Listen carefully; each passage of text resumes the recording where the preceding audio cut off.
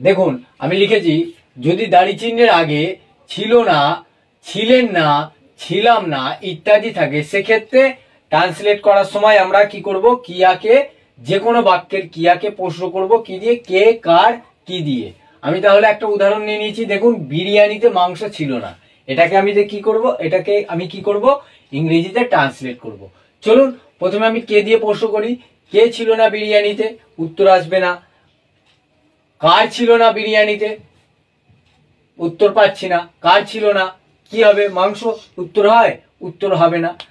কি ছিল না বিরিয়ানিতে, দেখুন পরিষ্কার উত্তর আসছে, মাংস ছিল না বিরিয়ানিতে। তাই আমি কি করব, কি এর নিচে যে ফর্মুলাটা আছে সেটা ইউজ করে কি করব, এটাকে ইংরেজিতে ট্রান্সলেট করব। তাহলে লিখি আমি।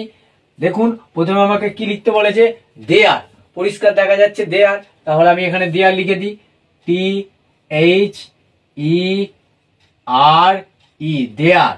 তারপর কি লিখতে বলেছে, ওয়াজ বা ওয়ারের মধ্যে যে কোনো একটা। ওয়াজ বা ওয়ারের, বিরিয়ানি যেহেতু একটাই জিনিস তাই আমি কি করব, ওয়াজ, ওয়াজ। তারপরে কি লিখতে বলেছে, ওয়াজ বা ওয়ারের মধ্যে যে কোনো একটা বসিয়ে দিয়েছি। তারপরে নো লিখতে বলেছে, তাহলে দেয়ার ওয়াজ নো,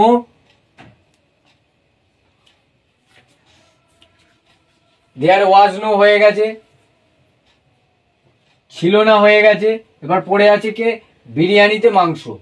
তাহলে আমাকে কি করতে হয়, শেষ থেকে লিখতে হয়। আমি বলেছিলাম এর আগের ভিডিওতে শেষ থেকে লিখতে হবে। যদি একটাই শব্দ থাকে তাহলে শেষ থেকে লেখার প্রয়োজন নেই। যেহেতু এটা আলাদা আলাদা, বিরিয়ানি এবং মাংস দুটো আলাদা শব্দ, তাই আমাকে শেষ থেকে লিখতে হবে। প্রথমে কাকে লিখতে হবে, মাংস। দেয়ার ওয়াজ নো, মাংস ইংরেজি কি, মিট,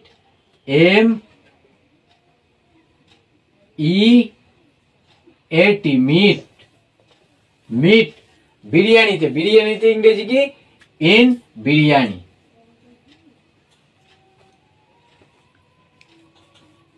বুঝতে পেরেছেন?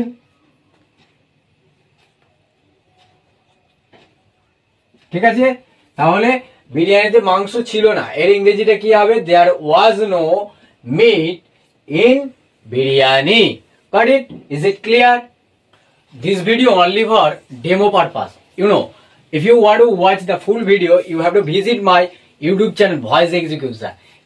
If after watching the video, if you think that this video is beneficial for you, you share this video with your friend as well as subscribe my YouTube channel. Bye. Have a nice day.